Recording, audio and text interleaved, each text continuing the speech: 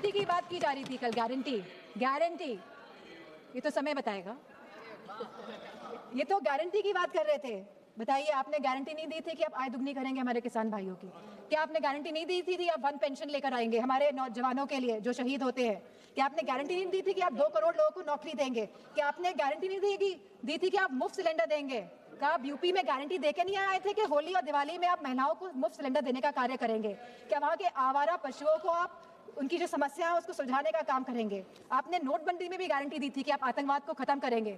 आप सबसे ज्यादा घटनाएं आतंकवाद की अगर हुई हैं तो भारतीय जनता पार्टी की सरकार के समय हुई, चाहे वो पुलवामा हो, चाहे वो पहलगाम की घटना हो, चाहे वो नक्सलवादियों की घटनाएं हो। सबसे ज्यादा अगर हमारे जवान शहीद हुए हैं तो भारतीय जनता पार्टी के समय में शहीद हुए हैं।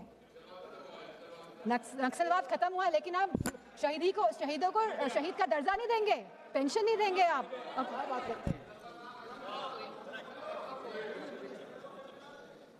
तो मैं केवल ये बात कहना चाहती हूँ कि बचपन में हम सब ने कहानी सुनी थी रेड राइडिंग हुड की, सब बच्चों ने सुनी है, हम आज भी अपने उसको जहन में रखते हैं कि किस तरह एक नन्ही सी बच्ची जो अपनी दादी माँ से मिलने जाती है, बहुत खुशी के साथ वो जाती है, वो जंगल में भटक जाती है, उसे घर पहुँचने में दादी माँ के रात हो जाती है, और जब लड़की पहुँचती है तो हम सभी जानते हैं कि दादी माँ तो वहाँ नहीं होती है, लेकिन वहाँ पे कौन होता है, तो ये हम सभी जानते हैं।